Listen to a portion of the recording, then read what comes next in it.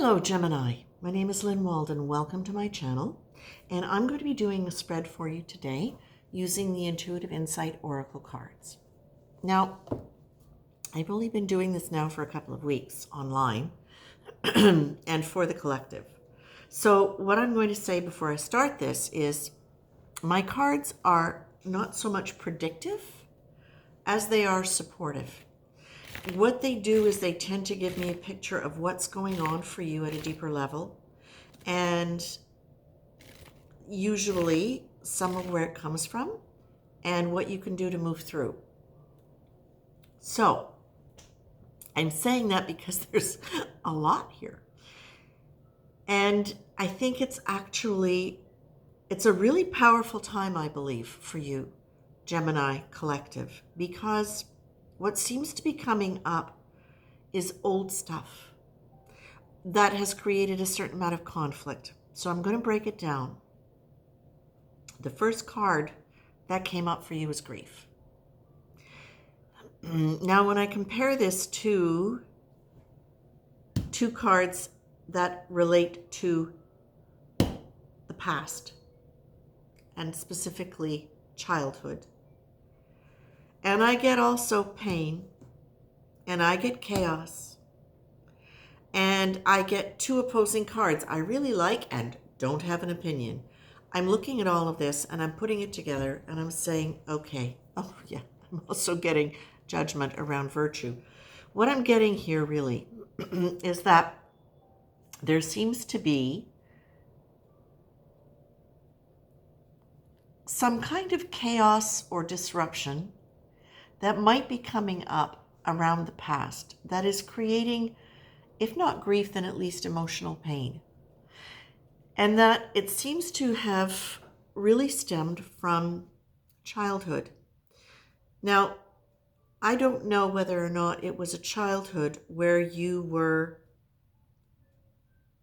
basically taught not to have an opinion, where you were not supported in expressing yourself or in making choices about what you wanted. I don't know whether or not there was an overlay on you about what was good and what was bad, and that you had to kind of follow the rules without questioning. But what it really seems to me when I look at this is there is an old energy that stems from childhood that is creating chaos, preventing you from being able to be direct and determined in some of your choices now. And that there is a real question for you about what's right and what's wrong in certain situations that's leaving you a little bit confused about what kind of step you want to take. So when I got all of this, I said, well, okay, but what are they going to do with this? Where can they take this? The cards that came up in terms of the energy you're being asked to embrace is prayerfully and compassion. So these are very high energy. In the deck of cards or in the pack of cards that's speaking about having intentional attitudes, there's a range of them. And yes, many of them are spiritually oriented, but some of them are very practical as well. This prayerfully and compassion are two pretty high ones. They're being asked, or they're asking you to really lean into the idea of divine presence and invoke that presence, invite that presence into your life and into whatever the situation is. You're also being asked to hold compassion as an energy. Compassion carries an awareness of the vulnerabilities of others and ourselves. There's an empathy which allows for a gentle, kind approach, nudging us to move away from the need to blame and judge. There's that virtue card, opinion, no opinion.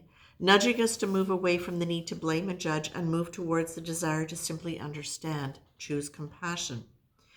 Now, what I think is important about this is I love my Gemini. I've had a lot of Gemini people in my life over the years. And as air signs, they are amazing thinkers. And they can be, as one of my Gemini friends says, it's like having 7 tracks or 8 tracks in her mind at the same time. They can find it difficult to actually experience the sensation of an emotion. They can know they have it, but to actually get into the physical sensation of it, that's another thing that can be difficult for them. Believe it or not, that's exactly the thing that can help them move out of grief and pain. So grief and pain, they can be very deep. Grief can be very opening, right? Pain can be very contracting. So either one can be something that is experienced quite intensely. But a lot of the nuanced emotion, which helps Gemini make decisions in their own favor, sometimes are not felt. Gemini are very often the helpers and the doers. And often it's because they don't stop and question whether or not it's good for them. They don't tune into what actually feels right for them. They're so concerned about what's going on with the other person. So the card that I got when I asked, how do they move through this? How do they get beyond whatever is creating this disruption, this chaos, this inability to make a choice, this seeming indecision about what's the right choice? It is get into your bodies.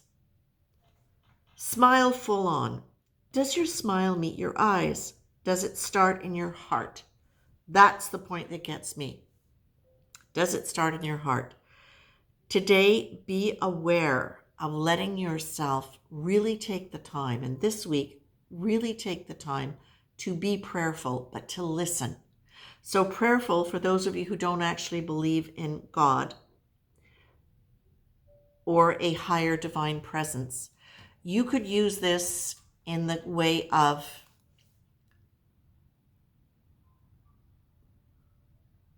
your higher conscious mind. That part of you that does know beyond the confusion, because there's always a part of you that knows what's right for you. There always is in all of us. It's just a matter of slowing down, which can be hard for Gemini, slowing down enough and deciding you're going to let yourself feel it and really anchoring into your heart and say, it's not about what my head says. What does my heart say? And put your hand on your heart. Put your hand on your head. Let them talk to each other. And really just get into a feeling. So my suggestion would be this. There is usually something, even for somebody who is not inclined to feel their feelings in their body. There's almost always something that does activate that body sensation. It might be pleasure over music, appreciation of an animal, watching something on TV, in a movie, or something that opens your heart. Let yourself move into that energy, into that state of that feeling openness, and then bringing whatever the issue is that you're making a decision around into that space. Or grow that energy. This is another one that I learned that I find very helpful, is to allow that feeling in your heart to be there and then just expand it to let it envelop whatever the question or the situation is. And I know that sounds really simplistic, but it's amazing how well that works. So experiment with that, Gemini. That is really what I feel you're being asked to do here. Whatever chaos and confusion is coming up about choices that you're making for right and wrong, that's causing you grief or pain, contraction or disorientation, because grief can be very disorienting. And it can also be, it could be your fear of a grief that will come from a choice that you make too. That's a very, very, very real possibility here. It could be future grief you're anticipating or fearing. The other thing that you can do is, because the childhood thing comes up twice. Yeah, twice.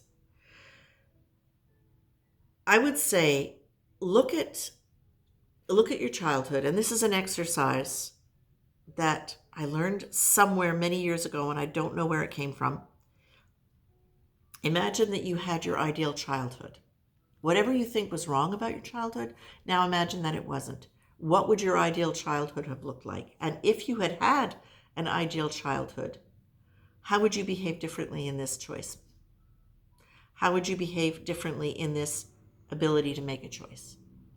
The kind of choice you might make. How would you be different? Would you be more confident? Would you be less afraid of opinion? Would you be more secure about being able to deal with whatever the fallout was? Would you feel like you had a voice? Would you feel like you could contradict somebody in their opinion? Whatever it might be, check in with that. Think about a few different qualities you might have that might make this next phase easier for you and how they would apply to your situation. And I believe specifically around making choices from the looks of this. Okay, that's it. That's it for Gemini. Good luck. May the force be with you. And really, seriously, prayerfully and compassion, and embody those feelings as much as you possibly can. Okay? Okay. Take care. I'll be back next week. If you found this helpful, if you liked it, it would be really great if you would give me a thumbs up, because it really helps me get this out to other people. I do appreciate you listening. And if you feel like subscribing, that would also be really fantastic. Thank you, my Gemini. Take care.